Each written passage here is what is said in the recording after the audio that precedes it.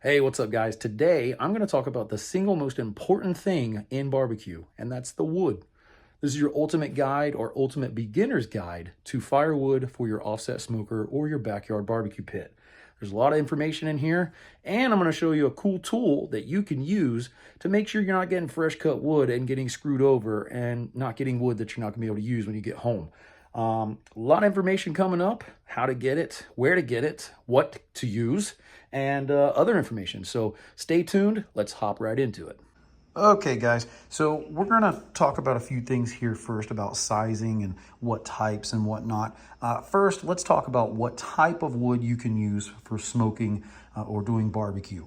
Anything that doesn't have a resin and anything that produces a fruit. So that's going to be, let's talk about the woods that don't have resins. Your oak, your hickory, your pecan, your mesquite.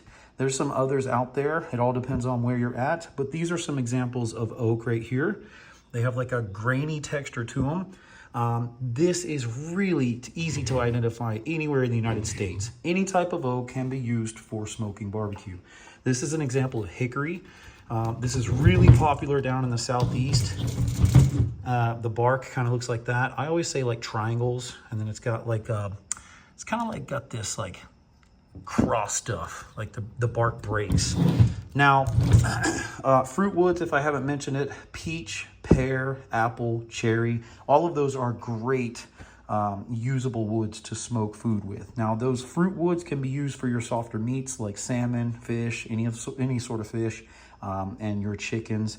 You can even add it to, doing pork and, anything pork related. I tend to stay away. I like the flavor of the smoke from the hardwoods. Now, like I said, this is hickory, this is your oak, and that is what they look like. Now, where do you find this stuff?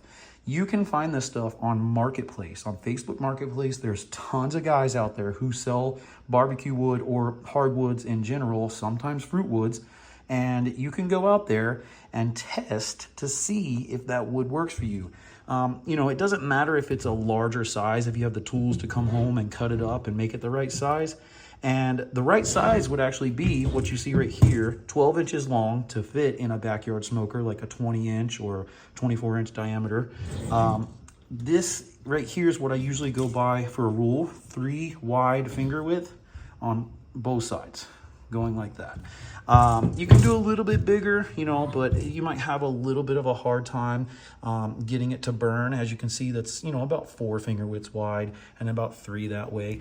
Sometimes they'll work. Now, ideally, you want it this size because the moisture content, when it's to the right range, and I'll tell you the right range here in a moment, it just burns more easily in your smoker. Now, the right range of moisture. Whenever you cut a tree down, this is a moisture meter. I'm going to tell you about it here in a second. Whenever you cut down a tree, it's got a lot of moisture in it. You don't want to use it because it's going to be very difficult to light up or, keep consistently lit and provide a good fire for your cooking. So what you want to do is go find these guys on Facebook Marketplace or Craigslist or whoever you see, somebody on the side of the road selling firewood. Make sure it's in the categories that I just told you. Make sure it fits and you can use it and it's not pine or something like that.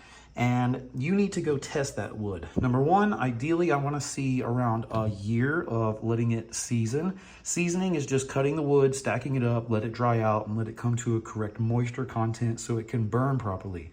Now, what I like to see for my wood, if I can do this with one hand, I want to be around 10 to 15%. Now, I'm not pushing hard enough because I'm on the camera with you guys. So if I can push hard enough, this one came up to about 20%. That one's not good.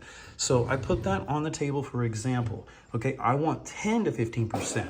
So if you come over here and look at this guy, see if I can push it hard enough right here.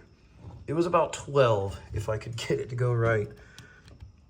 It was about 12, 13. So that's what I want to see whenever I'm trying to use wood to cook with.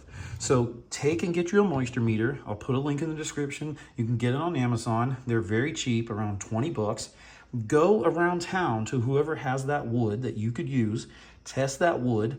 If you need it exactly that size, you might need to communicate that with them and see if they can cut it to the 12-inch stuff. Otherwise, get some tools and you can cut it down at home. And the rest of the chunks that come off of it, you can use as cooking wood as well.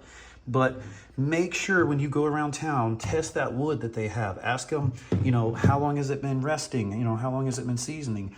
Let them, you know, hey, I'm using this for cooking wood. I need this to be around 10 to 15% for my moisture, and it's going to burn really good for me. Do you have that? If they don't, if it's over 20%, go away. Go somewhere else. Go find somewhere else.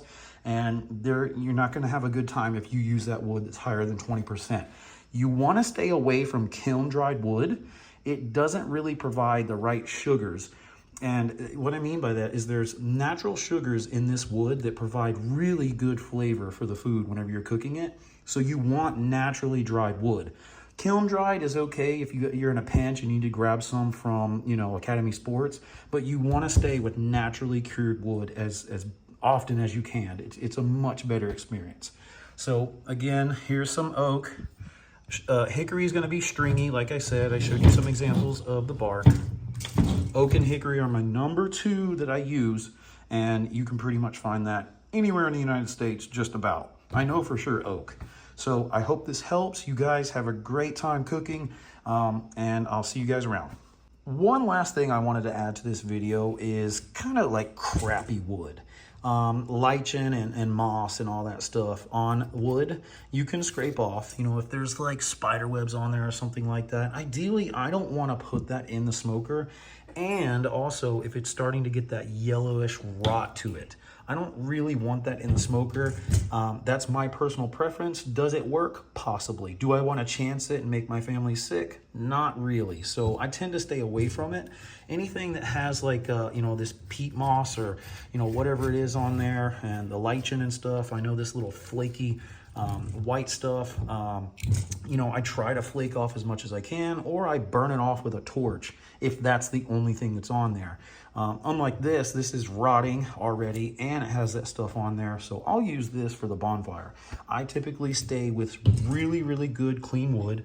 You know, a little bit of stuff on here like this, I'll put this piece face down so the fire can, you know, kind of burn this stuff off. I've never had a problem with just this little bit of stuff on here. So I use it if it's clean like this, not really, really dirty. And, you know, bark brings really, really good flavor too. So you need to be careful. If you use way too much barked wood, you know, your smoke flavor can be really strong. So I always tend to use some bark and a lot more clean pieces.